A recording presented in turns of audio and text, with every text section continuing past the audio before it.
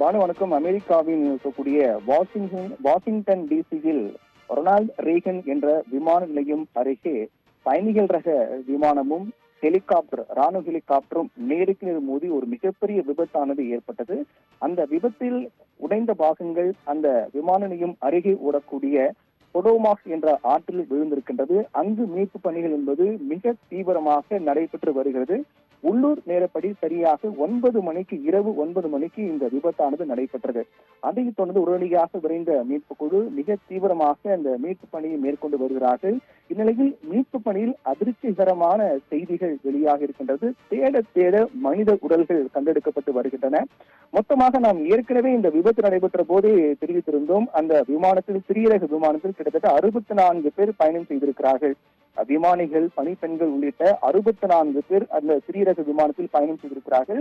அந்த பயணிகள் விமானத்தை பொறுத்தவரையில் அமெரிக்கன் ஏர்லைன்ஸுக்கு சொந்தமான DSA 5342 கொண்ட விமானம் தான் அந்த விமானம், பயணிகள் விமானம். இந்த விமானமானது கன்சாஸின் விசிட்டா பகுதியிலிருந்து ரொனால்ட் ரீகன் விமான நிலையம், சர்வதேச விமான நிலையத்தை நோக்கி சென்று கொண்டது.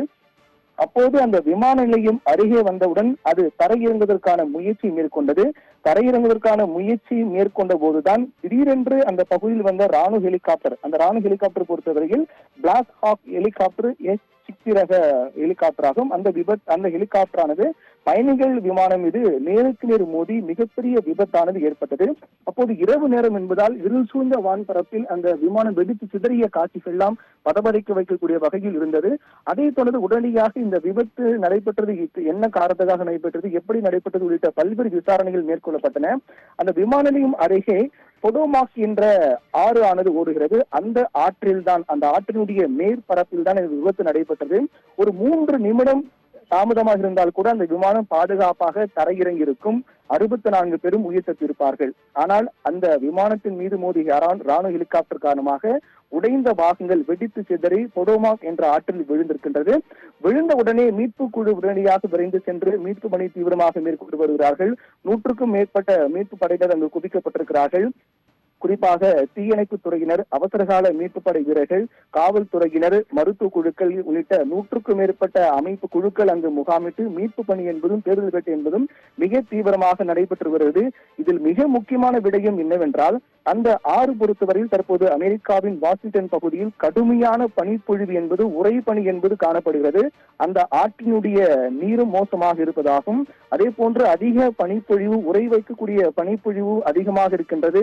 மேலும் அந்த இடங்களில் இருட்டான ஒரு சூழல் தான் காணப்படுகிறது. இதன் காரணமாக இருட்டு, மோசமான தண்ணீர், அதே போன்று கடுமையான பனிப்பொழிவு உள்ளிட்ட பல்வேறு காரணங்களால் மீட்பு பணி மிக சவாலாக உள்ளது.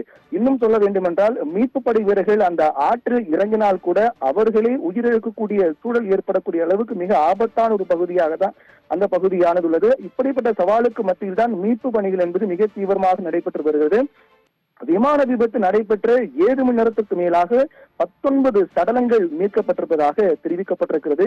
இன்னும் நேரம் செல்ல செல்ல மற்றவர்களை மீட்கக்கூடிய பணியும் மிக தீவிரமாக நடைபெற்று வருகிறது. குறிப்பாக இதுவரையில் 64 பேர் அந்த பயணிகள் விமானத்தில் இருந்தார்கள். 3 பேர் ராணுவ ஹெலிகாப்டரில் பயணம் செய்தார்கள். ஒட்டுமொத்த பேருடைய நிலைமையும் என்ன என்பது கேள்விக்குறியாக இருக்கிறது. இதுவரையில் 19 உடல்கள் தேட உடல்கள் மட்டுமே மீட்கப்பட்டு வருகின்றன. எஞ்சியவர்களும் உயிரிழந்திருக்கலாம் என்ற அச்சம் தான் அதிகமாக காணப்படுகிறது. என்றால் மீட்பு படை வீரர்களை அந்த ஆற்றில் இறங்கினால் உயிரிழக்கக்கூடிய அளவுக்கு ஒரு ஆபத்தான சூழலாக இருக்கக்கூடிய நிலையில், மற்றவர்கள் 7 மணி நேரத்துக்கு மேலாக ஆகக்கூடிய நிலையில் மற்றவர்களும் உயிரிழந்திருக்கலாம் என்ற அச்சம் தான் அங்கு அதிகமாக இருக்கின்றது. இந்த விபத்து தொடர்பாக விசாரணை என்பது மிக தீவிரமாக நடைபெற்று வருகிறது. FAA என்று சொல்லக்கூடிய பெடரல் ஏவியேஷன் அட்மினிஸ்ட்ரேஷன் மற்றும் NTSB என்று சொல்லக்கூடிய நேஷனல் டிரான்ஸ்போர்டேஷன் சேஃப்டி கார்டு உள்ளிட்ட அமைப்புகள் எல்லாம் மிக தீவிரமாக விசாரித்து வருகிறார்கள். இந்நிலையில் இதில் மிக முக்கியமான விஷயம் என்னவென்றால், இந்த விபத்தை தொடர்ந்து அமெரிக்க அதிபர் டொனால்ட் ட்ரம்ப் ஒரு பதிவு வெளியிட்டிருக்கிறார். அந்த பதிவில் மிக முக்கியமான கேள்விகள் எழுப்பியிருக்கின்றார். அதாவது, இந்த விமானத்தை பொறுத்தவரையில், பயணிகள் விமானம் பொறுத்தவரையில் மிக சரியான பாதையில் தான் அது வந்து கொண்டிருந்தது. அந்த விமானத்தை நோக்கி, அது இறங்குதளத்தை நோக்கி 33வது ஓடுபாதை நோக்கி தான் அந்த விமானம் தரையிறங்க ஆயத்தமாக இருந்தது. விமானத்தின் மீது எந்த தவறும் இல்லாத ஒரு சூழல் தான் காணப்படுகிறது. அப்படி இருக்கக்கூடிய சூழ்நிலையில் அந்த முழு இரவு இருட்டாக இருக்கக்கூடிய நிலையில் வான்பரப்பில் விமானம் வரக்கூடிய அந்த வெளிச்சம் என்பது இருந்திருக்கிறது. அதையும் தாண்டி ராணுவ ஹெலிகாப்டர் எதற்காக அந்த திசையை நோக்கி சென்றது என்றும், ஒருவேளை அந்த ஹெலிகாப்டர் திசையை நோக்கி சென்றிருந்தாலும் கூட தொலைவில் விமானம் வரக்கூடிய வெளிச்சம் தெரிந்திருக்கும். அப்போது ஏன் அவர்கள் உஷாராகவில்லை? ஏன் கட்டுப்பாட்டு அறையோடு தொடர்பு கொண்டு தற்போது தாங்கள் என்ன செய்ய வேண்டும் என்று ஏன் பேசவில்லை என்ற கேள்வி எழுப்பியிருக்கின்றார். அதிலும் குறிப்பாக விமானத்தை உடனடியாக மேல் நோக்கி செல்லவோ கீழ் நோக்கி செல்லவோ திருப்புவதற்கான சாத்தியம் மிக குறைவு. ஆனால் ஹெலிகாப்டர் பொறுத்தவை உடனடியாக மேலே சென்றிருக்கலாம், அது கீழே சென்றிருக்கலாம், அல்லது அப்படி திரும்பி சென்றிருக்கலாம். ஆனால் அத்தகைய பணிகள் ஹெலிகாப்டர் ஏன் செய்யவில்லை? இது ஒரு மோசமான தருணம் என்று டொனால்ட் ட்ரம்ப் பதிவிட்டிருக்கிறார். அப்படிப்பட்ட அந்த பதிவை வைத்து பார்க்கும்போது ஹெலிகாப்டர் மீதுதான் தவறு இருக்குமோ என்ற கேள்விதான், சந்தேகம்தான் அதிகமாக எழுகிறது.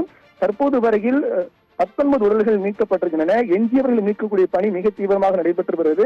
மீட்பு குழுக்களும் கடுமையான சவாலுக்கு மத்தியில் தான், ஏற்கனவே கூறியது போல கடுமையான பனி, இருட்டு, மோசமான நீர் உள்ளிட்ட கடுமையான சூழலுக்கு மத்தியில் தான் மீட்பு படை வீரர்களும் மிக தீவிரமாக மீட்பு பணி மேற்கொண்டு வருகிறார்கள். உள்ளூர் நேரப்படி சரியாக இரவு 9 மணிக்கு இந்த விபத்து நடந்திருக்கிறது. ஆனால் தற்போது வாஷிங்டனில் காலை என்பது, வெளிச்சம் என்பது வர தொடங்கியிருக்கூடிய காரணத்தால் விரைவில் மற்ற நிலை என்ன என்பது நமக்கு தெரிய வரும் என்று எதிர்பார்க்கலாம். பானு.